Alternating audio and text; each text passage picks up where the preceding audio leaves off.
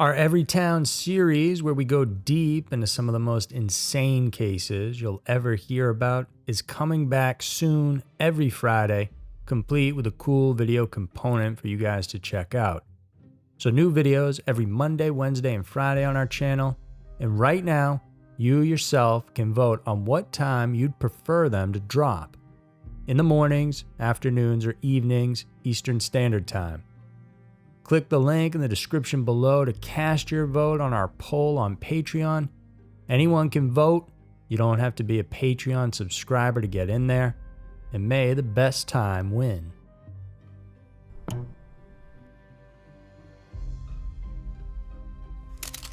Scary Mysteries, Twisted News. Sleepover Nightmare and Famous Rescue's Chilling Turn. Terrifying cases of true crime and strange events.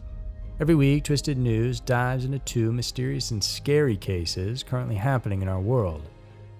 This week, we'll tackle the horrifying multiple murder case of Lauria and Ashley Freeman, as well as the shocking twist in a famous 1982 rescue story. Get ready for Scary Mysteries, Twisted News. Number 1. Lauria and Ashley Freeman. Teenagers Lauria and Ashley Freeman were two inseparable friends whose fates got embroiled in a conflict that didn't concern them in the first place. On December 29, 1999, high school girls Lauria and Ashley spent the night together celebrating the latter's 16th birthday at the Freemans' mobile home in Vinita, Oklahoma. Earlier that day, the two went out together to eat at a local pizza joint. It was a moment of bliss for the youngsters, who had been best friends since kindergarten. At around 5:30 a.m. the next day on December 30th, a neighbor called 911 to report that the Freeman residence was engulfed in flames. Responding officers and firefighters immediately scoured the vicinity to look for survivors. Instead, though, they found the remains of Ashley's mother, Kathy Freeman, and the girls were nowhere to be found. An autopsy determined that the woman had been shot in the head, and the investigation concluded that this was an arson case. Police initially surmised that the father, Danny Freeman, had most likely killed his wife and abducted the two youngsters. The following day, Mr. and Mrs. Bible went back to the scene, hoping they could find any clues.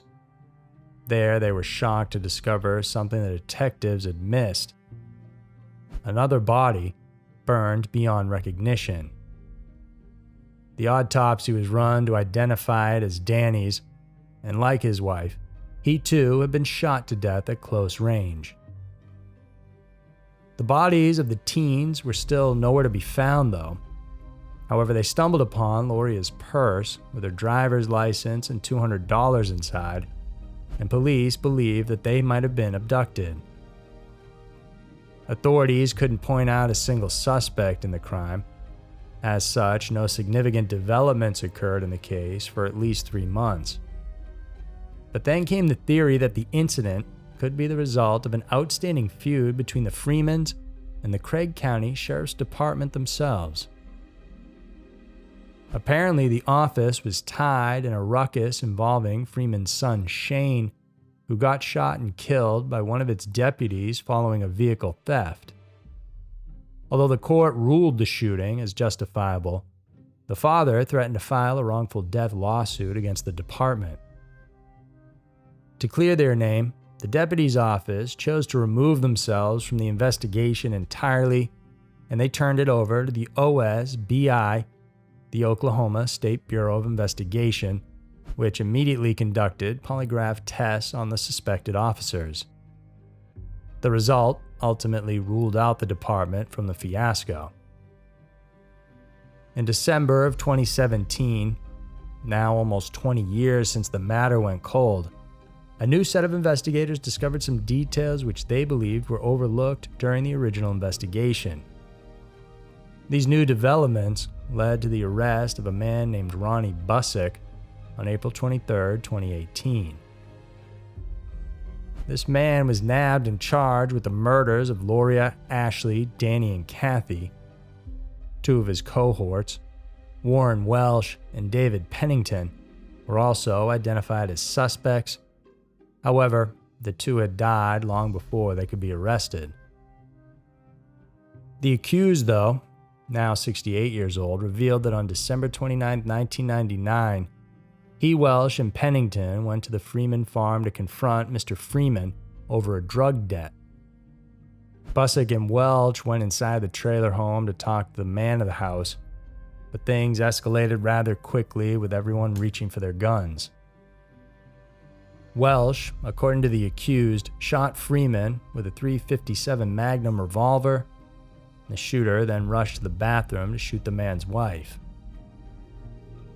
At this point, Pennington, who was waiting inside their car, went over to the place to join his companions, ransacking the house, stealing valuables and setting it on fire.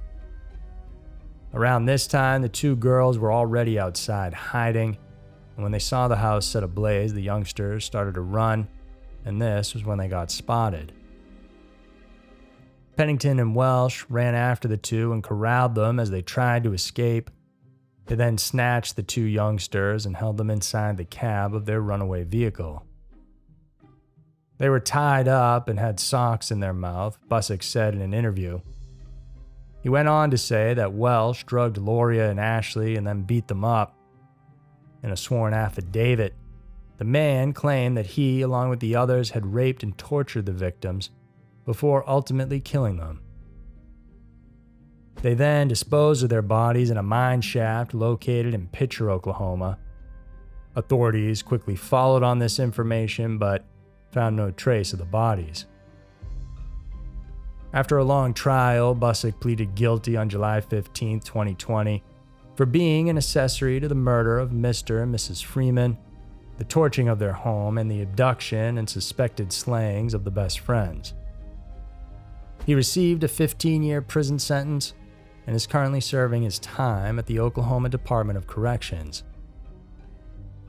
As of today, no one knows the whereabouts of Lauria Bible and Ashley Freeman. The authorities themselves are officially inconclusive if the girls are still alive or not, but say that most likely they were murdered. Number 2. Horrifying twist of the 1982 Guinella Pass rescue. In January of 1982, Harold Bray, the sheriff of Jefferson County in Colorado, was on board a flight bound for California. As his United Airlines flight passed over the 10,000-foot Guinella Pass, he noticed flashes of light. The lights flashed in patterns, 3 short, 3 long, then 3 short again. Without a doubt, it was an SOS, a call for help. The local deputy then quickly alerted the flight captain, who in turn reported to the authorities on the ground. It was a rescue operation like no other. Rescuers had to scale the 10,000-foot mountain pass in sub-zero temperatures. What they found down there was a man named Alan Lee Phillips, who was then 30 years old. He was stuck in a snowdrift, and his tale of survival and rescue eventually made national headlines. However, almost 40 years since the Great Rescue was made, a new shocking truth has come out. It appears that Phillips, a native of Colorado, wasn't exactly the man whom authorities had once thought to be, an innocent motorist who just got stuck in some bad weather. Dave Montoya, the fire chief in Clear Creek County in 1982, still remembers that cold day of January 6th. He was among the first to respond to the call, and he went as soon as he could, braving the deep snow. When he arrived, he saw Phillips in his pickup truck. "Oh God, I'm saved," the distraught driver allegedly said to Montoya as he approached him. In an interview, the former fire officer recalled that he was baffled of the man's situation. He asked him how he ended up in that place. Phillips answered that he got drunk and decided to drive back home. Still though, Montoya couldn't wrap his head around the fact that the man had to come up over the pass when there was a much safer route down below. He said, "Well, it seemed like a good idea," Phillips apparently answered to Montoya. The bewilderment, though, didn't stop there. The rescuer also noticed a sizable bruise on the side of the stranger's face. The latter reason that he had slammed his head against a corner of his truck. Having no reason to doubt the man, Montoya proceeded to do what was needed to be done. Little did he know that a few hours before the rescue, 22-year-old Annette Schnee and 29-year-old Barbara Oberholzer went missing from Breckenridge, a small town in Summit County, Colorado. Police believe that the two had hitchhiked from work, but at separate times and on different routes. Oberholzer's body was found not far from Guinella Pass the next day on January 7th. 6 months later, Schnee's corpse turned up in an area nearby, and both women had been shot to death. At first, the murders were treated as two separate cases.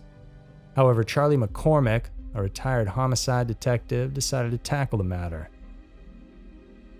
The biggest break came in 2021 thanks to genetic genealogy. All evidence of the murders linked back to Phillips.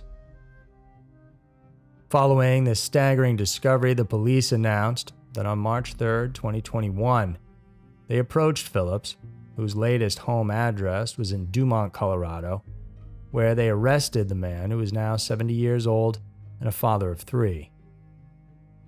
He is now currently detained and awaiting preliminary hearings that will start in September.